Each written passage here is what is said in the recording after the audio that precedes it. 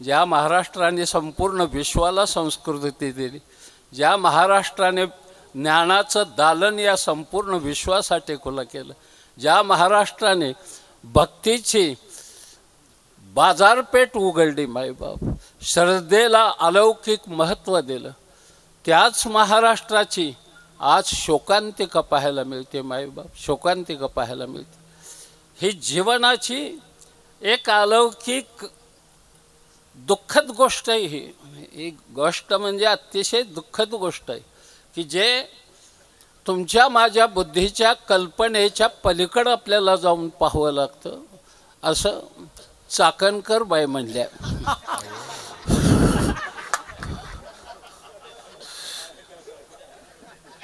त्या खराताला सांगत होत्या।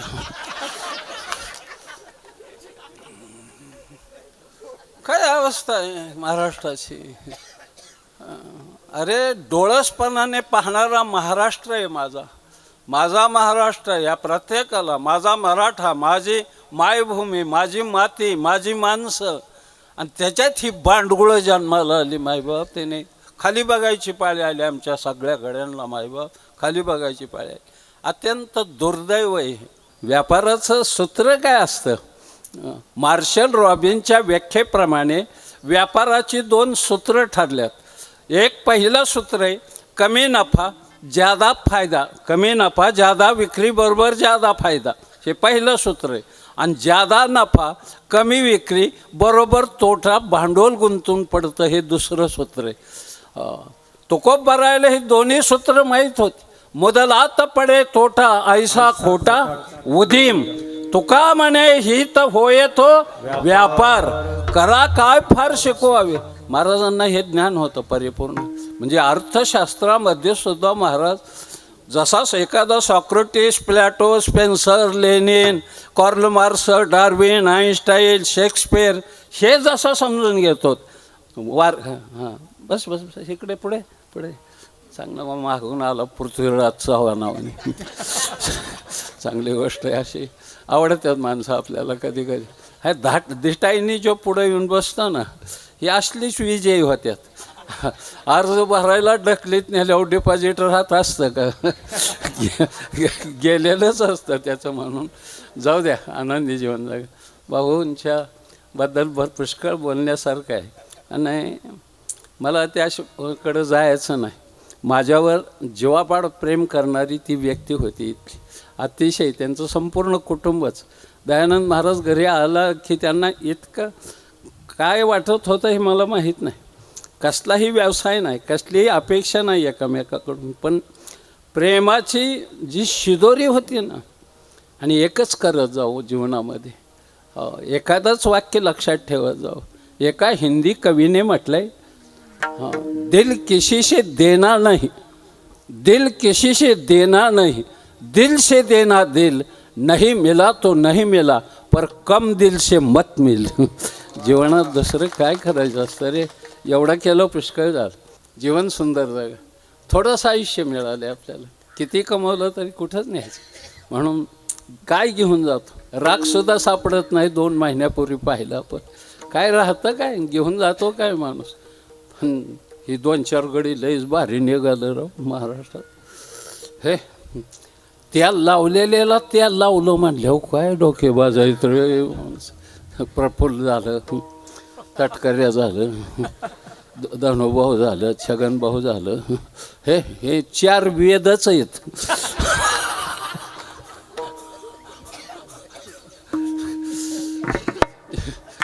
एकाहुनी बळी रे। पण असं ना का काय बिघडत नाही, नुकसान काय त्याने। चांगली माणसं जाईल, मोठी माणसं आहेत ही, आणि मला आवडतात ही माणसं। ह्या खेळ्या खेळणारी माणसं पाहिजेत। चेस खेळणारा माणूस म्हणजे बुद्धिबळ खेळणारा माणूस जसा प्यादी बळी देऊन वजीर मारतो, काय माझं वाक्य लक्षात आलं? प्यादी बळी देऊन वजीर मारतो तो खरा खेळाडू। अख्खं सैन्य बळी देऊन जर मग तो अमेरिकेचा अध्यक्ष होईल ना। वाटोळं करून घेतलं स्वतःचं त्यांनी, काय चांगलं करून नाही घेतलं। आज संपूर्ण शेअर बाजार त्याच्यामुळं गडगडे पडले, काय राहिलं नाही, सोनं घसारलं, सगळं एका त्या गड्यामुळं घसाळलं. तोंड बी चांगलं नाही, बघितलं तर झोप यायची नाही. इतका भयानक माणूस आहे. पण हिटलरच्या मागं ह्या पट्ट्याचाच नंबर आहे. इतका भयानक आहे. म्हणून जाऊ द्या, सर्वांच्या पायावर डोकं टेकवतं. बहुसंख्येने आपण आला.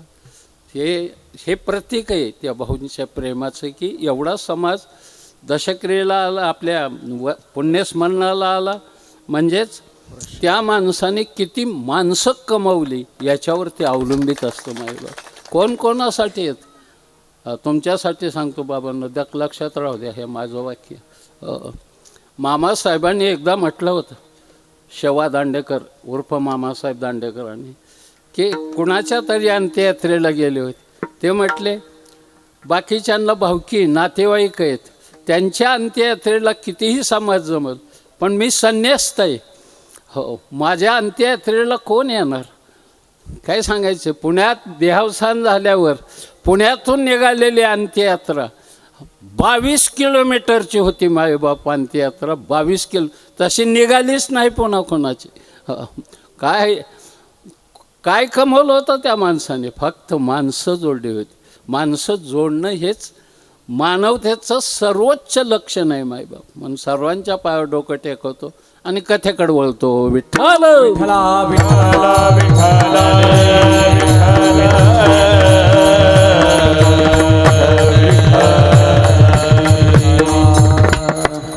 एक नमुना सांगतो, किती प्रेम कमवत.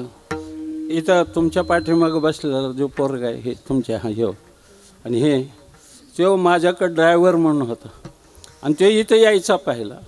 हां, तो स्वतःची गाडी घेऊन इथे ही दोघंजण आल्यात आत्ता, म्हणजे ह्या कार्यक्रमासाठी. याच्यावर प्रेमाची कल्पना करता येईल तुम्हाला. हे जयसिंग नाव आहे, हे उदयसिंग म्हणून. तिथून आली दोघंजण, माझ्या गाडीत नाही, त्यांची स्वतःची गाडी करून आली इथं. कसलं प्रेम आहे हे मायबाप. एक ड्रायव्हर, आता तो मालक झाला, मोठा झाला. तर माझ्याबरोबर जेवढी राहिली तेवढी मोठी झाली.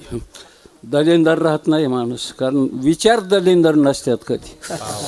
आणि एक महत्त्वाची गोष्ट, की सांगतानाच त्याला सांगतं, काही कर पण मिळेव. कोण सांगतं इतक्या सरळपणाने? काही करतो. हां, ते म्हणलं 2 4 नंबरचा धंदा कर पण मिळेव. आणि मग माझं कसं होईल? वाटोळं दुसरं काय व्हायचं काय असतं त्या. म्हणून सर्वांच्या पायावर डोकं टेकतून कथेकडं वळतो. रात्री लय आरडलो, तिकडं बारशीला होतो, झोपलो रस्त्यात. देवळात एका गोसायला काय देवळा काय मसवणवटा काय सारखंच असतं. येता त्यात रस्ता चुकला, आता आलो तिथून मधून. तोवर एक जण म्हणला, मी मगाच तुम्हाला सांगायचं होतं तिकडून, म्हणजे मी पार काशी गेले होते, भेटला मला. फार माझं वाटोळं झाल्यावर. काय आहेत माणसं चांगले सर. मग एक गोष्ट आहे, आज कीर्तन सभेला घेतलेला अभंग साहित्य सोन्याच्या खाणीतून शब्द रत्नांची निर्मिती करणाऱ्या, महाराष्ट्र सारस्वताच्या मंडलावर आपल्या तत्त्वज्ञानाचा कळस चढवणारा, वेद उपनिषद गीता भागवत याचं मंथन करून पंचमवेद गाथेची निर्मिती करणारा, भंडाऱ्या भामचंद्र भोरड्या डोंगरावर साधना करून देहासकट वैकुंठागमन ज्या महापुरुषाने केलं, इंद्रायणीचा निर्मल किनारा, देहूसारखं सुप्रसिद्ध गाव, बोलोबा कणकाईचा वंश, विश्वंभर बाबापासून 7 पिढ्या परमार्थाचा वारसा, मराठमोळ्या कुळात जन्म, मराठी आणि मराठीवर प्रेम करणारा, भक्ती आणि ज्ञान विरहित जीवनात कोणतंही तत्त्वज्ञान ज्याने या विश्वाच्या समोर ज्ञात केलं नाही, मांडलं नाही, आपल्या घरावर तुळशी पत्र ठेवून ज्याने तुमच्या माझ्यासाठी मोक्षाचा देवयान पंथ खुला केला, त्या श्रीमंत संत जगद्गुरु तुकोबाराय यांच्या मुखातून निघालेली ही अलौकिक अक्षर आज कीर्तनाला. विठ्ठल विठ्ठल.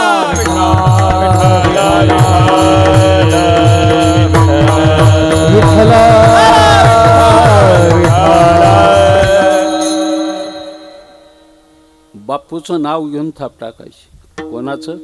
कोण बापू? शंकर बापू आपेगावकर. बोट टाकून वाजवणारी सगळी आहेत. बापूने असा पकवाजाला हात लावला आणि मागं वळला तरी पंग वाजायचा.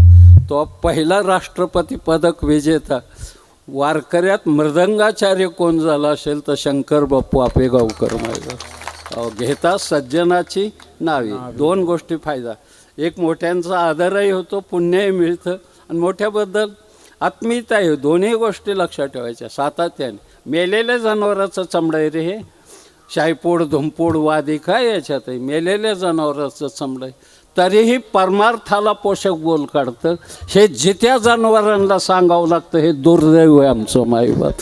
हे दुर्दैव आहे. म्हणून जीवन चांगलं जगा, आनंदी जगा, जास्तीत जास्त सुखमय जीवन जगा.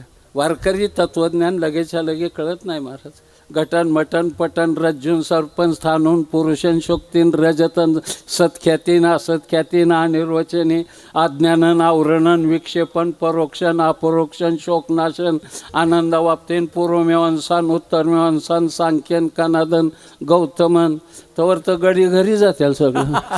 हे जुळत असलं का ती सध्या नाही कळत त्याचा राहिला आहे. सध्या सामान्य फिलॉसॉफी वापरून जीवन जगायचं आणि आनंदाने जीवन जगायचं. महाराज तुकोबरायला एकाने प्रश्न विचारला आहे. काही माणसं प्रश्न विचारण्याच्या बाबतीमध्ये अत्यंत तल्लक असतात. काय विचारतील नाही नेमकं सांगतायत, पण विचारतात प्रश्न. महात्म्यांना सुद्धा विचारतात, साधूला विचारतात की तुम्ही रात्रंदिवस जे भजन करताय ते कशासाठी. साधा प्रश्न आहे की तुम्ही भजनामध्ये एक क्षणसुद्धा तुमची वाणी कधी विसावा घेत नाही. सातत्याने प्रभूचं नाव तुम्ही घेता, विठ्ठलाचं नाव घेता. याचा उद्देश काय? साध्य काय त्याचं? साधन जरी नाम असलं तरी साध्य काय आणि कशासाठी? आपण जे जीवन जगतो ते कशासाठी असा प्रश्न कधी आपल्याला पडलाच नाही मायबाप. ते दुःख आहे. कधीतरी आपल्याला वाटावं की आपण कशासाठी जगतोय, आपल्याला घेऊन काय जायचं आहे. कधीतरी वाटावं आपल्याला हे आपला उद्धार कधी होईल. कधीतरी वाटावं की साधू संताची भेट कधी होईल. हे आपल्या मनात का विचार येत नाही. पुसाविसी है जीवाते, पुसाविसी है जीवाते, पुसाविसी है जीवाते, पुसाविसी है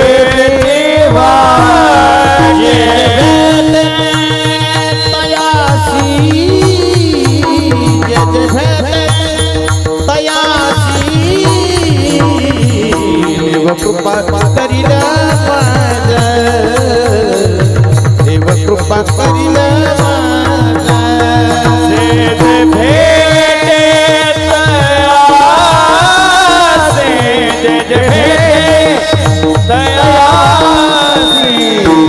कृपा करील देव कृपा करील पुसाविसी वाटे जे जे भेटे तयारी, देव कृपा करील माझा.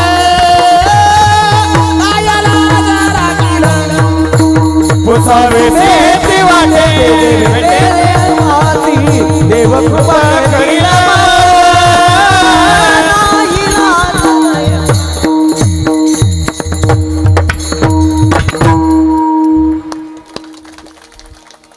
हरी सुंदर आहे. लाख लाख शुभेच्छा तुला माझ्या म्हाताऱ्याच्या. लय मोठा होईल. फक्त एक ही जी पटाडे मोठी झाली ती त्यांच्या वाजविण्यापेक्षा ॲक्शनमुळे जास्त मोठी झाली. त्याच्या ॲक्शन इतकी की पुढच्याला रिॲक्शनच आणतात. ॲक्शन बी अशी पाहिजे की हे धावून आणता येतो. कमी वाजवतो तुझ्यापेक्षा. माझी तर शेकडो कीर्तन वाजवले त्यांनी, पण ते हे धावून जातो तो. त्याच्यामुळे एखाद्या वेळेस ताल बी जातो इकडं गड्याचा. त्याच्या वाटतं तिथं सम आली काय नव्हतं तोवर विषम होऊन बसतं. काय मोठी मजा. बारकाईने बघावं लागतं. आणि तो पुढं ये. रियाज भरपूर करायचा. तो अजून थोडंसं कसं रे तेवढी रियाजने निघाल. पांढरी एक दाबा एकदम खालची. आणि हे वडा वडा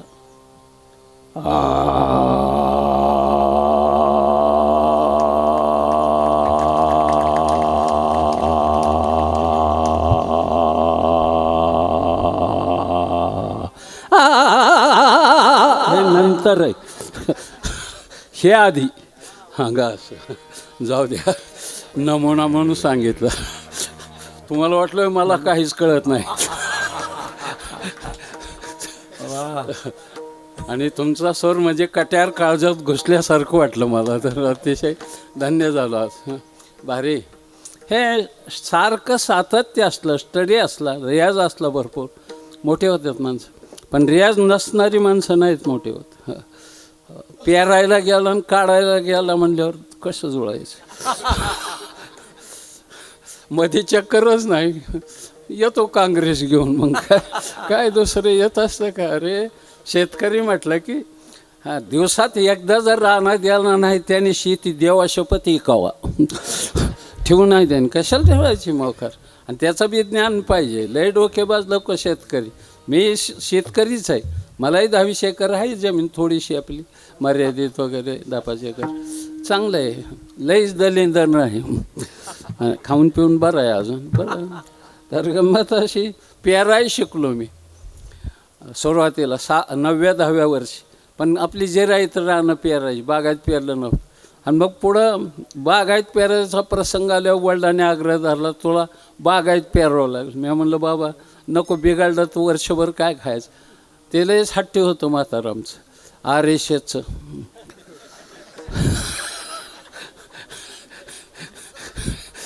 जाऊन दे ज्यांना कळलं तेवढं पुरतं झालं लयच कट्टर होतं ते 5-6 शाखा चालू आहे बादलीभर पाणी इरीतून घेतलं तर तांब्याभर प्याल्यावर राहिलेलं इरीत ओतायचं पाटबंधारे मंत्रीच करायला पाहिजे होतं खरं त्यांना काय अशी गंमत अशी झाली तर मी धरलं पेराय नाही इला 2-3 फेरा आलं तुमच्याकडे फेर म्हणता का मुरडान हां मुरडान आली 2-3 तोर एक गावातला आमच्यात चांगला नंबर 1चा पेरणारा आला माझ्याबरोबर 2-4 मुरडानं चालला आणि माघारी निघाल्यावर मी ती पण थांबवली आणि हात जोडलं म्हणलं काका बरं चाललंय का हे सज्जन नाही त्याची वृत्ती अतिशय दुराचारी दुर्गुण त्याने सहज एकच वाक्य वापरलं महाराज म्हणलं बरं चाललंय पण नळं जरा ज्यादा वाजत्यात म्हणलं नळं ज्यादा वाजत्यात ह्याचा अर्थ काय दाट होत असलं पाहिजे तिथून पुढं मी मूठ चोपल्यावर 9 फुटावर चिपाड उगवलो दुर्जनाचं एक वाक्य सज्जनाचं आयुष्य बर्बाद करतं मायबाप आणि सज्जनाचं एक वाक्य वाल्याचा वाल्मिक बनवतं मायबाप म्हणून सज्जन संघ ही जीवनातली सगळ्यात महत्त्वाची गोष्ट आहे तेवढी प्राप्त करून दे जाय तुमच्यासाठी सांगतो 100 पुस्तकं वाचण्यापेक्षा एक व्याख्यान ऐकलं तर 100 पुस्तकाचं सार मिळतं मायबाप त्याच्यामध्ये सार मिळतं कारण वक्ता अनेक अंगाने त्या गोष्टीचा विचार करत असतो बाबा बस ते जरा आवाजावर तुम्हाला त्रास होऊ नये म्हणून मी काशी केली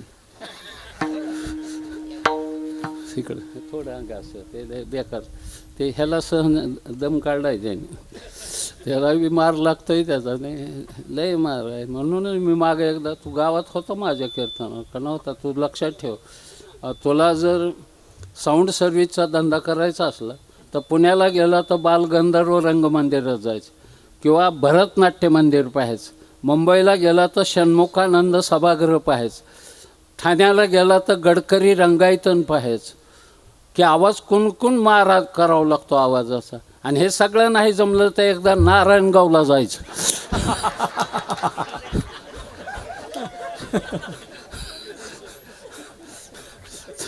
जाऊ दे हसतोय ते आईला म्हणेन बिलिंदर दिसतोय म्हातारं अरे आज कंबर बांधलं का काय म्हातारे काय मोठी मजा असते आनंद आहे कशासाठी भजन रात्रंदिवस टाहो फोडून तुम्ही का भजन करता याचं उत्तरच अभंगाचं पहिलं. याच्यासाठी केला होता अट्टहास, याच्यासाठी केला होता अट्टहास, याच्यासाठी केला होता अट्टहास, याच्यासाठी केला होता अट्टहास, याच्यासाठी केला होता अट्टहास, याच्यासाठी केला होता अट्टहास, याच्यासाठी केला होता अट्टहास, याच्यासाठी केला होता अट्टहास. वटसाली सगोडा भावा, शेवटसाली सगोडा भावा, हाताने से तिने पावलो विधावा, हाताने से तिने पावलो वटसाली सगोडा भावा, शेवटसाली सगोडा भावा, हाताने से तिने पावलो, हाताने से तिने पावलो विधावा, याच्यासाठी केला होता अट्टहास, शेवटचा दिस गोड भावा, शेवटचा दिस गोड भावा, शेवटचा दिस गोड भावा, गोड भावा.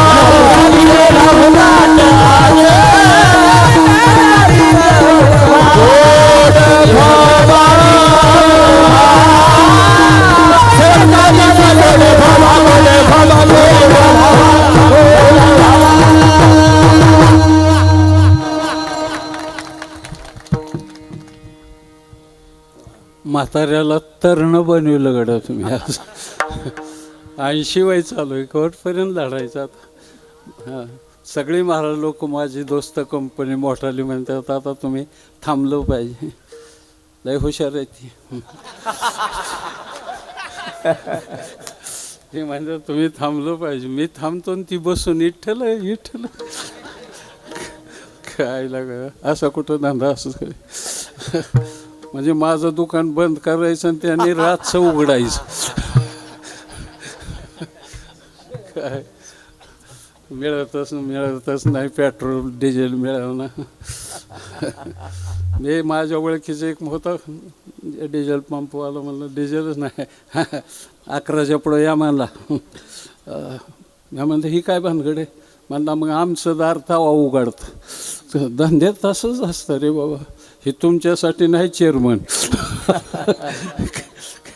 काय गमत आहे. आता काही आलं आहे वाटतं आता भरपूर. काय आता लय अडचण नाही. गॅसची वगैरे आहे थोडा तुटवडा वगैरे. आणि पाहिजे सरपण कुठं वायाला खोजू येतं. टी व्ही जळालं पाहिजे. बरं त्याच्यासाठी डाबं टाकलं लोकांनी की चुलीवरच्या भाकरी खायसाठी. आता घरोघर खाणं आपापल्या चुलीवर करून. लोकांच्या चुलीवर का भाकरी भाजून हाणता जाळकी आणि त्या बंगार लोक त्यांचा घाम पडतोय. हे खाजाव नाही. मला तर कधी कधी खंत वाटते. काय रे चव असते का त्या कालवणाला भाज्याला. माणसं नाही स्थायी भाव झाला आहे. ते वडापाव खाल्ल्याशिवाय माणसाचं समाधान नाही. मिसळ खाल्ली पाहिजे. मग ती कोल्हापूरची असू नाही तर सातारची असू नाही तर पुणेरी असू कुठली का असं ना. काय नसतं त्यात. मिसळ तीच असते. हीच मिसळीला आवडती. जाऊ द्या. काय वारकरी नाही खा जावं का खा जावं का. वारकऱ्याने मिसळ बारणे भजे भजे वगैरे तुम्हाला आवडतात का नाही. अरे काय त्याने इतकं नुकसान होतं आहे. उगं काही बी बंधनं बाळगी जाऊ नका. मोकार उपाशी राहू नका. प्रसंग पडला की पटशेन हाणायची भजे पेजे. मला सुद्धा आवडतात. काय आवडतात. हां पण जाता येत नाही तिथं. तिथं जर मला पाहिलं तर घरात तिथं कीर्तन करीत होतं. आणि आज तो भाज्याच्या स्टॉलवर काय नाही. जीवन जगतानाही थोडंसं नीतिमूल्याची जोपासना करत जावं आणि तेही जीवन जगत जावं. अट्टहास या शब्दाचा अर्थ काय. सातत्य. सातत्याने प्रत्येक गोष्ट क्रियाशील बनते आणि ही क्रियाशील बनलेली गोष्ट साध्यापर्यंत घेऊन जाते. म्हणून अट्टहासाला महत्त्व असतं. अट्टहास एखाद्या गोष्टीचं आहे फार तुमच्यासाठी सांगतो. पाणिनी नावाचा एक व्याकरणातला तज्ज्ञ माणूस होऊन गेला की ज्याने मराठीचं संस्कृतचं व्याकरण लिहिलं. त्याचं नाव पाणिनी होतं. विद्यार्थी होता तो, त्याला काही येत नव्हतं. गुरुजी वैतागले त्याच्या एके दिवशी की अरे 6-6 वेळा पाठ देऊनही तुझं 10-10 वेळा पाठ देऊन तुझं पाठ होत नाही. इतका मी माझ्या आयुष्यात विद्यार्थी पाहिला नाही. याच्यापेक्षा आत्महत्या कर मर. वैतागलं तो विद्यार्थी. गुरुजीचे शब्द त्याला काळजाला लागले आणि आत्महत्या करायला विहिरीवर आला. पुरी विहिरी होत्या, त्याला 2 दगड असायचे. पुढची बाजूची जी शिळ आहे त्याला थापशिळ म्हटलं जायचं आणि मागच्या बाजूची शिळ असायची त्याला वाफशिळ म्हटलं जायचं. आणि 2 दोर, एक सौंदर आणि दुसरा नाडा. सौंदर खालच्या दगडाला घासायचा. काय मागं जा पुढं जा मोठ्याला ते घासून घासून त्याने त्याला काचणी पडलेली पाहिली, म्हणजे खाच पडलेली पाहिली. आणि आत्महत्येचा प्रयत्न सोडला हो त्या माणसाने. अरे दगडाला कमकुवत दावत चराड दोर, जर खाच पाडतोय मी माणूस आहे, मी जर प्रयत्न केला ना अभ्यास केला तर काय होणार नाही. आणि त्याने साधना केली मायबाप, आणि त्या साधनेने शिव प्रसन्न होऊन व्याकरणाची 14च्या 14 सूत्र डमरूतून निघाली मायबाप, डमरूतून निघाली. काय करू शकत नाही माणूस. तुम्ही सकारात्मक भूमिका घेत चाला. तुम्ही अशी भूमिका सारखी हे आपण करूच या भावनेने जगा. तुकोबाराय म्हणले मी माझा अट्टहास सोडणार नाही, पण कशासाठी? शेवटच्या क्षणाला प्रभूचं नाव यावं. काय असतं शेवटच्या क्षणाला? भगवान गीतेत सांगतात अंतकालेच मामेव स्मरण मुक्त्वा कलेवरम या प्रयाती समद्भाव याती नास्तेत्र संशय. अंतकाली सा मती सा गती. अंतकाली जशा प्रकारची मती म्हणजे बुद्धी असेल तशी गती मिळते. मग या प्रश्नावर तुम्हाला या साधनेचं फल मिळालं का? एवढा छोटा प्रश्न विचारला की महाराजांनी अभंगाचं दुसरं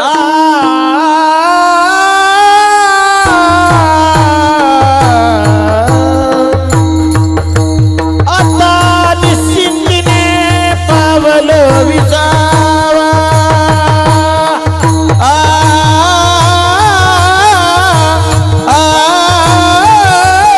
आता निश्चिंतीने पावल विसावा.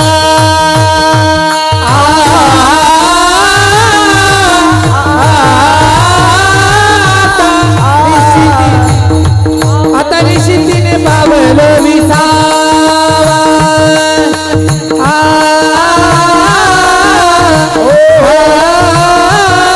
आता निश्चिंतीने पावल विसावा.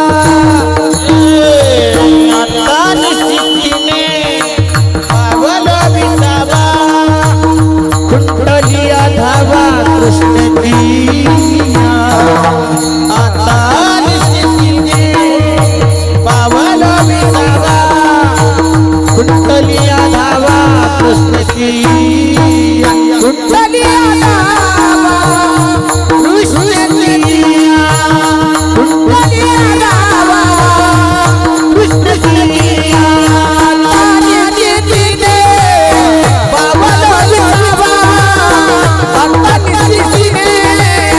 पावल विसावा. आता निश्चिंतीने पावल विसावा. कुंडली धावा कृष्ण दिया.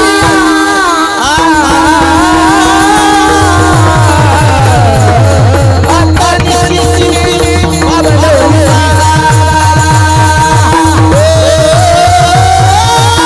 निश्चिंतीने पावल विसावा. आता निश्चिंतीने पावल विसावा. कुंडली धावा कृष्णेची. आता निश्चिंतीने पावल विसावा. कुंडली धावा कृष्णेची. कुंडली धावा कृष्ण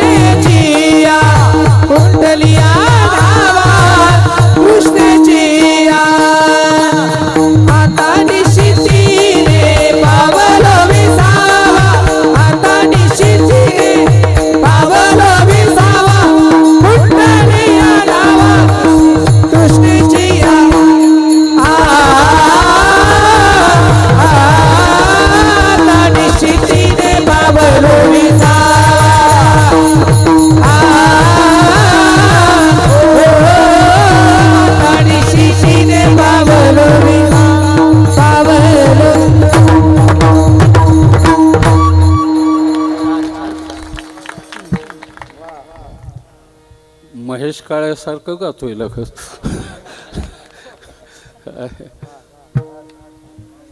कधीतरी वसंतराव देशपांडेची ताण ऐकली पाहिजे. काय कोणाचं ऐकत जाऊ नये. अगं बेकाराचं आणि भांगाराचं ऐकून नाही फायदा काय होत. ऐकत जाऊ मोठ्यांचंच ऐक. बडे गुलाम अली खा साहेब वगैरे यांचं ऐकत जाऊ. असे बारक्यांचं ऐकून काय त्याला काही कळलं काय नाही. बळस नोटिशन त्या कोणात बसविल्याने आरडतोय. सासन रे रेन गगन तोर मेला माणूस पुढचा काय नाही. त्याला ती हे टप्पा हाणला पाहिजे त्याने. राम मराठे झालं, वसंतराव झालं, ही माणसं आहेत. हे गंधर्व आहेत स्वर्गातले मायबाप, गंधर्व आहेत. म्हणून तर म्हटलंय धन्य ती गायनी कळा. हो धन्य आहे म्हटलंय. गाणं हे धन्य आहे. गाणं ऐकायला शिकलं पाहिजे. कोणतंही ऐका तुम्ही, आराध्याचं ऐका, खंडोबाचं ऐका, काय नुकसान काय होत नाही, पण ऐकाय आधी शिकलं पाहिजे. आता गाणी भंगारराई झालेत, त्याला काय दोष आहे का? आता देव धनगरवाड्यात घुसला, काय राजवाड्यात मेला असता का देव? काय नको ती गाणी वगैरे. आणि बाईला श्वासाना गारवा, काय स्वेटर घालाय रो घालता का बाईला? स्वेटर घालायचा मजेत राहायचं, पण काय नाही नाही तर शेकायचं जाऊन जाळ करून.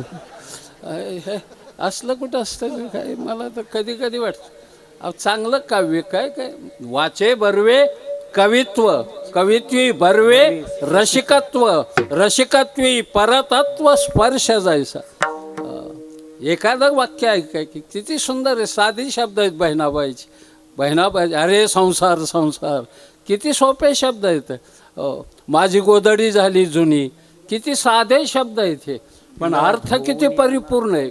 माझी गोधडी झाली जुनी, माझी गोधडी झाली जुनी, इलार दुनिया ना कोणी, इलार दुनिया ना कोणी, इलार दुनिया ना कोणी. माझी गोधडी झाली जुनी, माझी गोधडी झाली जुनी, इलार दुनिया ना कोणी, इलार दुनिया ना कोणी, इलार दुनिया ना कोणी.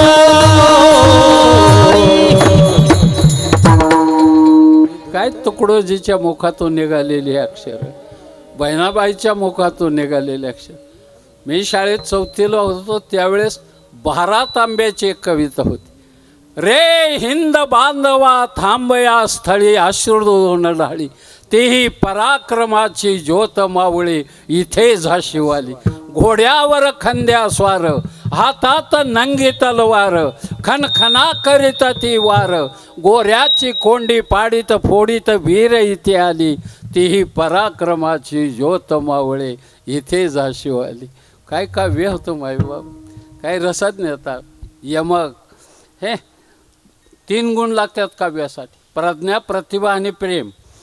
हो, प्रज्ञेच्या माझघरात ज्यावेळी प्रतिभा फुलते आणि तिला प्रेमाचा भावाविष्कार मिळतो, त्यावेळी ते काव्य समृद्ध बनतं मायबाप, परिपूर्ण बनतं. आणि परिपूर्णता नाही अलीकडं काव्याला राहिली.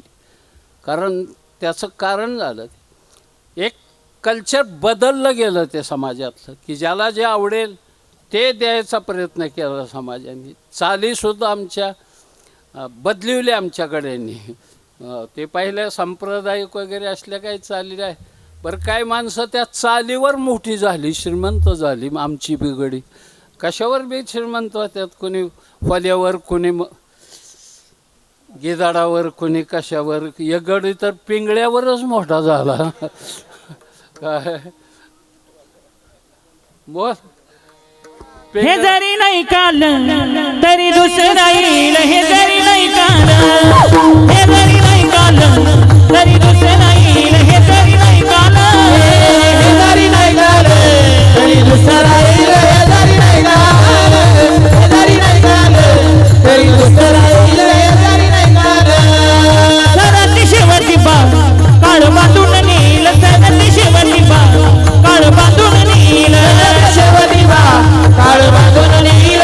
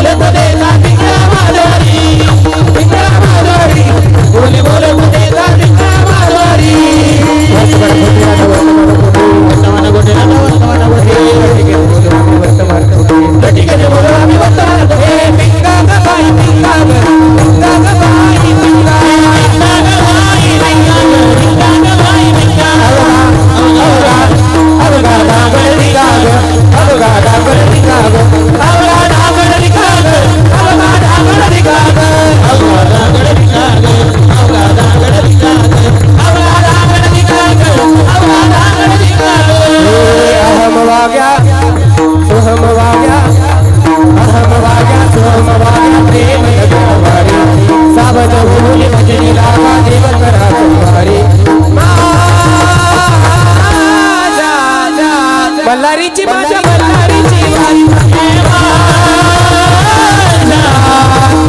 मल्हारीची वारी मल्हारीची वारी मल्हारीची वारी मल्हारीची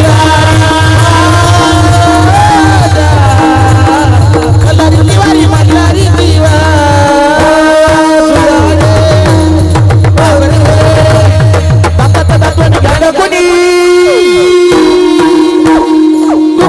कोणी काळामध्ये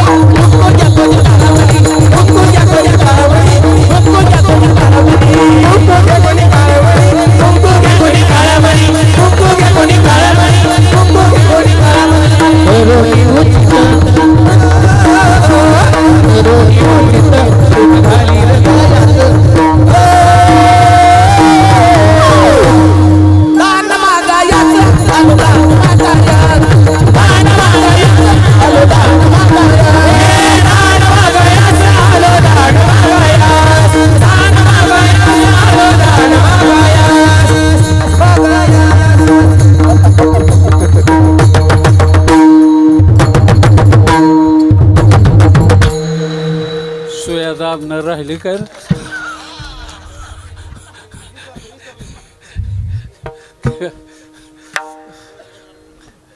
हे थोडा आनंद घ्यायचा असतं काय बाकी लय रियांगाळलेलं जीवन झालंय सध्या आपलं कुठंतरी मोकळं झालं पाहिजे अशी कलाकार गुणीजन आहेत हे सुंदर गायलं मस्तपैकी काय ह्याच्यापेक्षा वेगळं असतं मायबाप हेच चांगलं आहे हे थोडासा त्रितालात माणसाला जरा बेहोश करतं आणि मजा येते सारखा ती एक ताल मग ती 52 मात्र समन गेला तिकडून मग उशिरा इथं मग वरून डोक्यावून की पुन्हा खाली तोवर वाटलं झालं त्याला काय ख्याल त्याचं नाव आहे ख्याल या शब्दाची व्याख्या असे ख्याल ख्यालसे गाव जसं ध्यानात येईल तसं असं ना वा छान ते का चुकत नाही त्याचं कारण त्याला सांगतो त्याचं नोटेशन आणि त्याची चीज ते सारखे शब्द असतात आणि अभंगाचे शब्द कमी अधिक असतात त्या नोटेशनमध्ये फिट बसत नाहीत त्याच्यामुळं गोंधळ होतो त्यांचं अजिबात चुकत नाही किती दमाने गायलं कवर बी गायलं पर चहा आणून मांडला त्याच्यात 100 माशा पडून द्या काही फरक पडत नाही त्यांना तिथेच तंबोऱ्यावर दमाने 3 आणि ते तबलजीलाही कटाळ येत नाही कधीतरी 10 धिन 10 धिन धिग धिग धिन करून तारकट झाल्या तरकट राहिलं बाजूला तो बी झोपीतच वाजवतो पण गरज आहे त्याची त्याच्यातून हे जन्माला आलं मायबाप हो सामवेदाचा पहिला स्वर आहे तो मायबाप जो स्वर रियाजाने आणि तंबोऱ्यातून निघतो ही सगळी मंडळी गायक जरी असली तर ही तंबोऱ्यावर गाऊ शकत नाहीत मायबाप ही येण्यावरची आणि पेटीवरची गाऊ तंबोरा धरतच नाहीत त्या तारा ह्या स्वराला असा बास भाग वगैरे आहे जाऊ द्या लई संगीताबद्दल लई ज्ञान आहे मी मास्टर आहे असं समजू नका फक्त एक गोष्ट आहे हे श्रवण केले तुमच्यासारख्या चांगल्या माणसाकडून म्हणून महाराज म्हणतात मी आता निश्चिंतीने म्हणजे खात्रीला आहे माझ्या साध्यापर्यंत पोहोचलो कशाचा परिणाम आहे काय असतं साध्य परिपूर्ण गुणाचा विकास झाला चांगल्या गुणाचा की मोक्ष येऊन किंवा मुक्ती येऊन त्याला आपोआप वर्ते हो राहत नाही एक गोड व 16व्या अध्यायात आली हे गुणकुसुमाची माळा घेऊन या मुक्ती बाळा वैराग्य निरपेक्षांचा गळा घेवशीत असे ज्ञानोबराय म्हणतात एकदा हे गुण परिपक्व झालं की बस मोक्ष मोक्ष म्हणजे काय वैकुंठ तिला तर कटाळले आमचे लोक वैकुंठी जाऊनी काय करायचे वैकुंठ कोपट जुनाट झोपडी नको आडाआडी घालू देवा वैकुंठ काय करायचं मोक्ष नको आम्हाला त्याची गरज नाही न लगे मुक्ती धन संपदा कशाने घडत आहे मला कधी कधी चांगल्याची वाक्य आठवली म्हणजे समाधान वाटतं तुकाराम नावाच्या चित्रपटात पागणीशनी एक वाक्य वापरलंय, जगण्याचा पाया, चालण्याचे बळ आणि विचाराची कळ तुकाराम म्हटलं त्याने. शब्दाचे इमान, अक्षराचे रान आणि अभंगाचे पान तुकाराम. हे शब्द ऐकले की लक्षात येतं काव्य किती दर्जाचं असलं पाहिजे, त्या काव्याचा परिणाम किती होतो. ते विष्णुपंत पागनीसांनीच करावं. तुकोबरायची भूमिका करणाऱ्या विष्णुपंत पागनीसाने आपल्या भूमिकेचा मोबदला घेतला नाही मायबाप. की आपण ज्या चित्रपटात भूमिका केली त्याचे पैसे घेतले नाहीत. निर्मात्याने म्हटलं 1 पट 2 पट 4 पट पैसे वाढवले तरी हात लावला नाही. त्यावेळेस त्यांना विचारलं की तुम्ही एवढी रक्कम देत असताना तुम्ही का घेत नाही. हो, त्याने दिलेलं उत्तर मार्मिक आहे. तो म्हणला मी तुकोबरायची भूमिका केलेली, शिवरायाने पाठवलेल्या नजराण्यावर तुळशीपत्र ठेवलं मी आणि हा नजराणा स्वीकारला तर तुकोबरायची भूमिका बाद झाल्याशिवाय राहायची नाही मायबाप, बाद झाल्याशिवाय राहायची. एवढा त्याग, आयुष्यभर वारी केली, त्याच ड्रेसमध्ये राहिली आणि पंढरी रायाचा साक्षात्कार झाला विष्णुपंत पागनीसाला. एका नटाचं सांगतोय, महाराजाचं नाही. काय मिली इठल इठलन टाळ झिजलं, येण्याच्या तारा खालात झाल्या, तंबुरं झालं, ह्याचं पार वाटोळं झालं. त्याची गाठच नाही कधी. तुकोबरायाने माझी भेट झाली, माझं साध्य प्राप्त झालं. फक्त एका गोष्टीचं आश्चर्य वाटतंय, ते 3रं चरण आहे.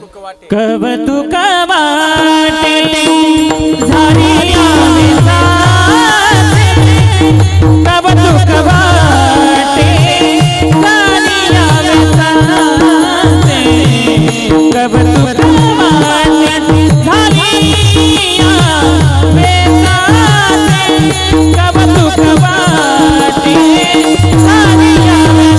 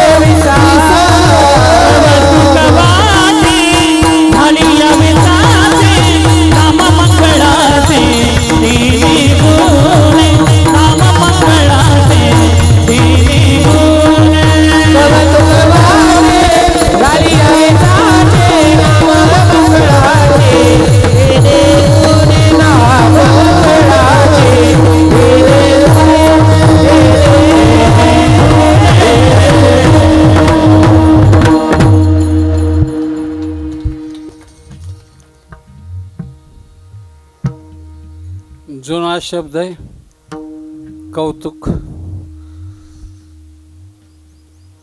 त्याचा अर्थ आश्चर्य. जुन्या काळात कौतुक ह्या शब्दाला जास्त महत्त्व असतं. आता तो शब्द जरा पडद्याआड गेला. म्हणजे काही शब्द इतिहास जमा होतात, नव्याने काही जन्माला येतात, तत्सम असतात, अर्थ तोच असतो. पण पदार्थ, आता आपल्या भागात आपण गव्हाची चपाती म्हणतो, पण तेच शहरी भागात गेलं की पोळी म्हणतात. पोळी फरक झाला आहे. आपल्याकडं पोळी म्हटलं की गोळा घातल्याशिवाय होत नाही, तिचं नाव पोळी. पुरणाचा गोळा ज्याच्यात घातला जातो त्याला पोळी म्हटलं जातं. अर्थ दोन्हीचा एकच आहे, परिणाम काही नाही त्यात. म्हणून एक गोष्ट लक्षात घ्यायसारखी, हा कौतुक नावाचा शब्द जो असायचा तर एखादं चांगलं मोल, त्याच्याबद्दल आश्चर्यचकित होणारी घटना घडली तर ते लोक त्याला कौतुक म्हणतात. आणि आश्चर्य म्हणजे काय, एक सुंदर वाक्य सांगतो, निसर्ग नियमाच्या विरुद्ध घडणारी घटना तिला आश्चर्य म्हटलं जातं.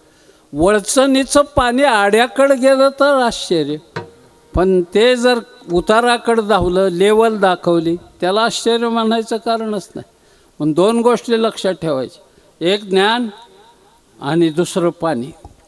ज्याला कधीच रस्ता विचारावा लागत नाही, पाण्याला आणि ज्ञानाला. पाण्याची धार कुठेही चालू करा, ते आपला रस्ता काढीत जात. आणि ज्ञान कुठेही असू द्या, ते स्वयंपूर्ण आणि स्वावलंबी जीवन जगायला शिकवतं. मायबाप स्वावलंबी जीवन जगायला शिकवतं, हे ज्ञान आहे. हे तुम्हाला एकदा प्राप्त झालं, हो, हे गाणं तयार झालं तुमचं.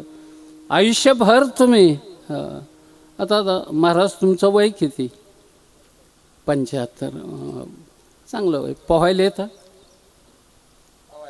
पोहायला येतं का? कधी शिकला? शाळेत असताना, म्हणजे 4वी 5वी 7वीत असताना तुम्ही पोहायला शिकला. आता समजा मी तुम्हाला धरून विहिरीत टाकलं, टाकणार नाही पण असं कल्पना करा, तरी तुम्ही पोहाल ना. किती वर्षापूर्वी शिकलं इथे ज्ञान? हो, त्याला झाली 50 वर्ष.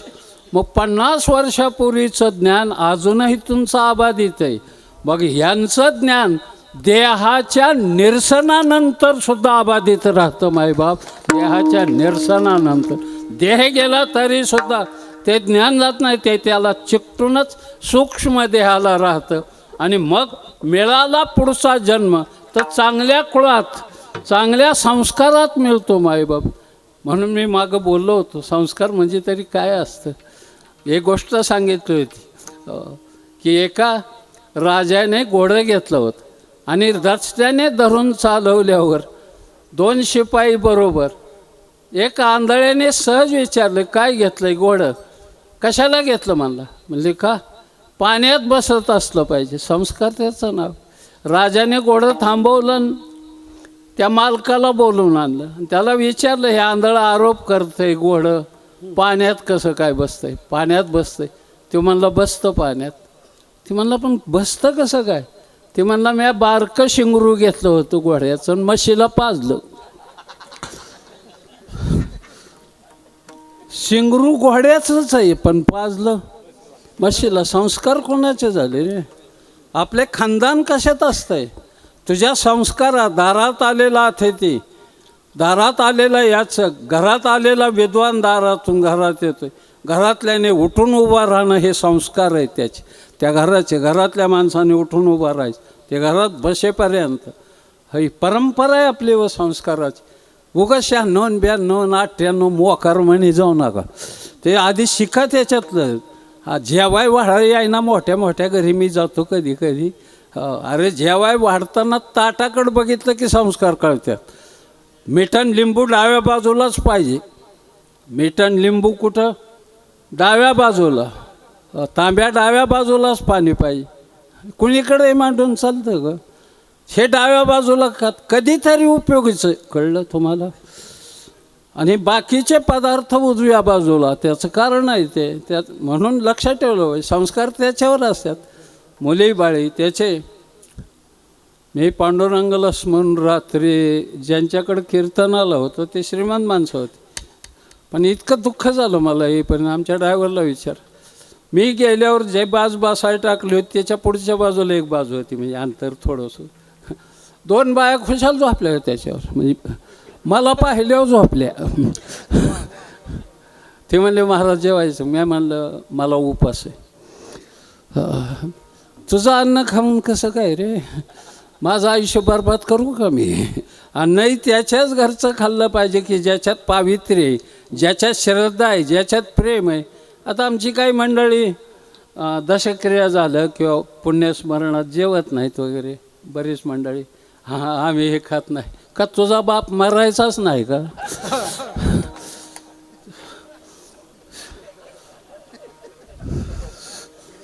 का ते शिजवलेलं अन्न तू कॅनेलमध्ये टाकणार का?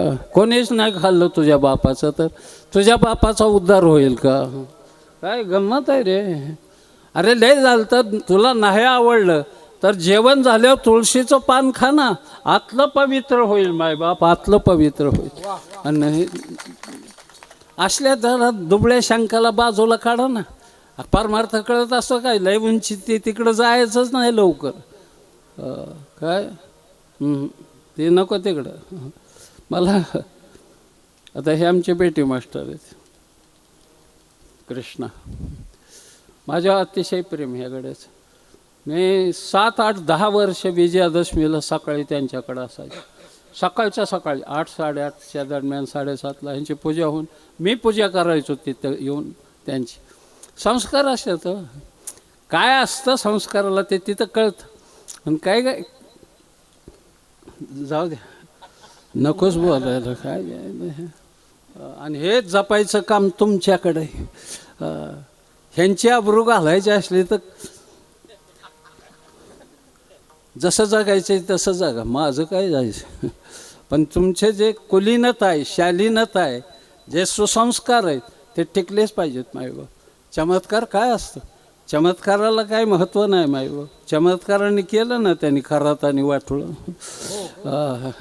1 लाख रुपयाला चिचूक ऐकलं ते. हा याला मध 7 लाख रुपयाने किलो, 7 लाख रुपये किलोने मध ऐकलं त्यांनी. काय आईला धंद्यातलं तुला जमलं, आम्हाला नाही जमलं रे कोणाला. आमचं गडी आहे तसंच आहे.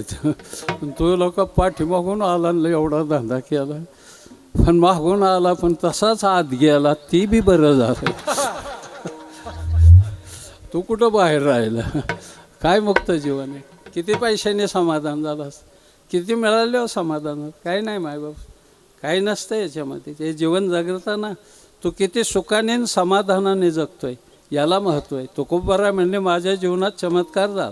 माझं गेलेलं आयुष्य आणि उरलेलं आयुष्य याच्याबद्दलच मला जरा कधी कधी खंत वाटते. विद्वानाने गेलेल्याबद्दल कधी शोक बाळगायचा नाही आणि भविष्याबद्दल लई चिंता करायची नाही. या बाबतीत एक श्लोक आहे गीतेतला 11वा 2ऱ्या अध्यायातला, अशोचानन्व शोचस्तो ह्या श्लोकाकडं पाहिलं, अशोचानन्व शोचस्तो प्रज्ञा वादांशी भाससे गतासून गतासूंश नानुशोचंती. पंडिताची व्याख्या आहे, त्याला पंडित म्हणायचं. कोणाला पंडित म्हणायचं? विद्या विनय संपन्ने ब्राह्मणे गव्यास्तिनी शुनीचैव शोपाकेच पंडितः समदर्शिना. पंडित म्हणजे स्वमत मंडिता, परमत खंडिता, उरला तर दंडिता, राहिला तर मुंडिता, आणि त्याचं नाव पंडिता. काय माहिती घालायचं झालं त्या पंडिताला. म्हणून टाहो फोडून देवाचं नाव या विठोबा रखुमाई.